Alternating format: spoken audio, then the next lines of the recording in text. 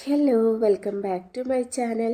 ഇന്ന് നമ്മൾ ക്യുക്കായിട്ടുള്ളൊരു ക്രാഫ്റ്റാണ് ചെയ്യുന്നത്. ഒറിഗാമി പേപ്പർ കൊണ്ടൊരു കോൺ ഐസ്ക്രീം.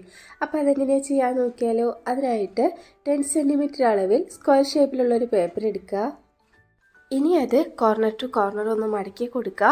അതിനുശേഷം ആ മടക്ക് നിവർത്തി കഴിയുമ്പോൾ അതേപോലൊരു ലൈൻ നമുക്ക് കിട്ടിയിട്ടുണ്ടായിരിക്കും. ഇനി ആ ലൈനിൻ്റെ രണ്ട് സൈഡിൽ നിന്നും സെൻറ്ററിലേക്കായിട്ട് ഇതേ രീതിയിൽ മടക്കി കൊടുക്കാം. ഇപ്പോൾ ഈ ഒരു രീതിയിലായിരിക്കും നമുക്ക് കിട്ടിയിട്ടുണ്ടായിരിക്കുക.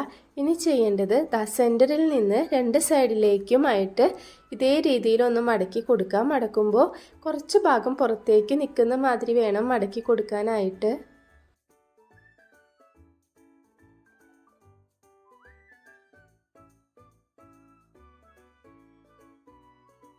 അതിനുശേഷം നമ്മൾ മടക്കിയതിൻ്റെ ഓപ്പോസിറ്റ് സൈഡ് എടുക്കാം. ഇനി എക്സ്ട്രാ പുറത്തേക്കിരിക്കുന്ന പേപ്പർ സൈഡിലേക്ക് തന്നെയായിട്ടൊന്ന് മടക്കി കൊടുക്കാം.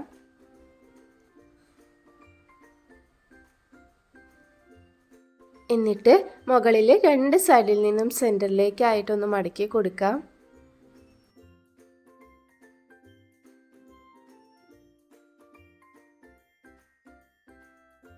മടക്കി കഴിഞ്ഞതിന് ശേഷം വീണ്ടും അതിൻ്റെ ഓപ്പോസിറ്റ് സൈഡ് എടുക്കുക. അതായത് നമ്മൾ ആദ്യം മടക്കിയ ഭാഗം എടുക്കുക. ഇനി നമ്മൾ ഐസ്ക്രീമാണ് സെറ്റ് ചെയ്ത് കൊടുക്കുന്നത്. അപ്പോൾ ഓരോ ലെയറായിട്ടാണ് നമ്മൾ ചെയ്തെടുക്കുന്നത്. ഒന്നിന് മുകളിൽ ഒന്നായിട്ടുള്ള രീതിയിൽ ഇതേപോലെ മടക്കി കൊടുക്കുക.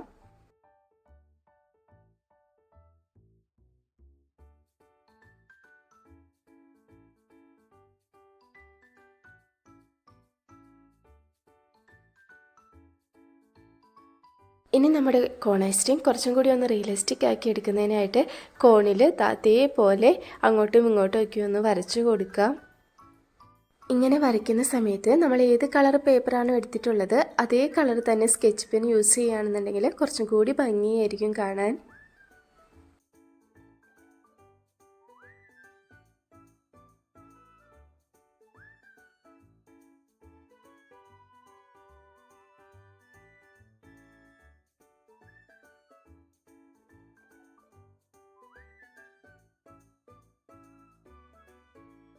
ഇനി ഐസ്ക്രീം ഒന്ന് ഡെക്കറേറ്റ് ചെയ്ത് കളർഫുള്ളാക്കി എടുക്കാൻ സ്പ്രിങ്കിൾസ് പോലെ നമ്മൾ പല പല കളേഴ്സിൽ ഇതേപോലെ ചെറിയ ലൈൻസ് വരച്ചു കൊടുക്കാം.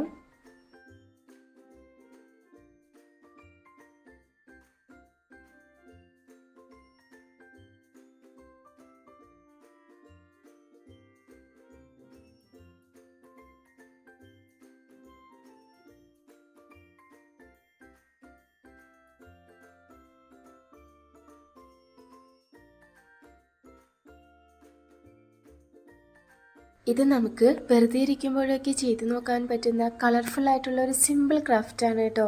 അപ്പോൾ എല്ലാവരും ചെയ്ത് നോക്കുക. വീഡിയോ ഇഷ്ടപ്പെട്ടാൽ ലൈക്ക് ചെയ്യുക, കമൻറ്റ് ചെയ്യുക. സബ്സ്ക്രൈബ് ചെയ്യാത്തവരുണ്ടെങ്കിൽ സബ്സ്ക്രൈബ് ചെയ്യാം. ഇതുപോലെയുള്ള അടിപൊളി ക്രാഫ്റ്റുമായിട്ട് അടുത്ത വീഡിയോയിൽ കാണാം. ബൈ.